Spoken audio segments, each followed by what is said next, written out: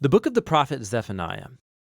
Zephaniah lived during the final decades of the southern kingdom of Judah. It was when King Josiah had attempted to bring about real change in the land by removing idols and restoring the temple to the worship of Israel's God alone. But Israel was just too far gone. Worshipping other gods was too entrenched in the life of the people, and it ended up that Josiah's pride led him to a tragic death on the battlefield as he set Jerusalem on a collision course with Babylon. And Zephaniah, he had seen all of this coming. For years, he had been warning the leaders of Jerusalem. And this little book is a collection of his poetry summarizing his message. It's designed to have three main parts. The first focuses on the day of the Lord's judgment coming on Judah and Jerusalem. The second part is about the day of the Lord's judgment on the nations and Jerusalem again. And then the third section explores the hope that remains for the nations and for Jerusalem on the other side of God's judgment. The first section opens with the shocking reversal of Genesis 1. So God's good, ordered world is going to descend back into disorder and darkness and chaos, becoming uninhabitable once again. And as you keep reading, you realize Zephaniah is developing all of these powerful poetic images to describe how Jerusalem's world is going to end. All of the city's institutions for worshiping the gods of the Canaanites will be destroyed.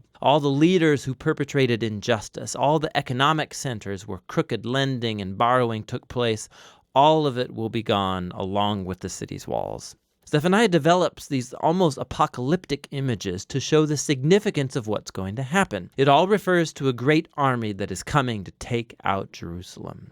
Now, it's interesting that Zephaniah never mentions whose army God's going to use to bring this judgment. Now, we know from the other prophets, Micah or Habakkuk, that it's Babylon, but Zephaniah never mentions that, and it's because he wants to highlight God's role in orchestrating the rise and fall of the city. And actually, that's what gives Zephaniah hope. Not that Jerusalem as a whole can avoid its fate, but in the closing poem of section 1, he calls on anyone in Jerusalem who would seek the Lord. And he says these will make up the faithful remnant, the people who could be spared if they repent. In the second section, Zephaniah widens his focus to include the nations around Judah. So the Philistines or Moabites, the Ammonites, even the Assyrians. He accuses all of them of corruption and violence and arrogance, and he predicts that all of them will fall before Babylon too. And what's shocking is that the final people group targeted in this section are the Israelites in Jerusalem. It's like the leaders and prophets and priests of Israel are so corrupt and violent, so estranged from their God, that he doesn't even recognize them as his people anymore. And so this section ends with God's final decision. He says he's going to gather up all the nations, including Jerusalem, and pour out his burning indignation. God's justice becomes this consuming fire that devours evil from the land, which is really intense. And so the following line that brings us into the final part of the book comes as a total surprise. We discover that this burning fire of divine judgment is not aimed at destroying people. Rather, its purpose is to purify the nations, including Jerusalem.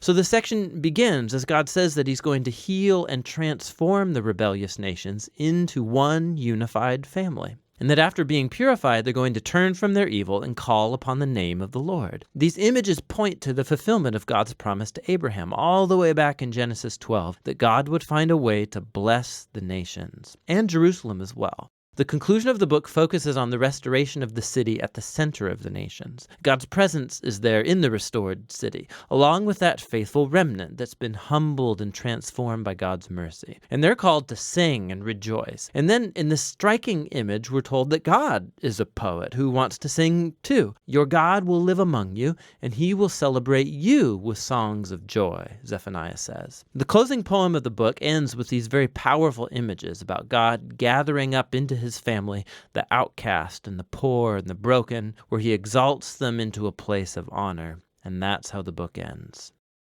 This little book of Zephaniah, it contains some of the most intense images of God's justice and love that you find anywhere in the prophets. His justice is about his passion to protect and to rescue his world from the horror of human evil and violence. God won't tolerate the horrible things that humans do to each other and to his world. But he brings this justice in order to restore, in order to create a world where people can flourish in safety and peace because of his love. And so Zephaniah forces us to hold together these two aspects of God's character, his justice and his love. And he wants us to discover that together They contain the future hope of our world. And that's what the book of Zephaniah is all about.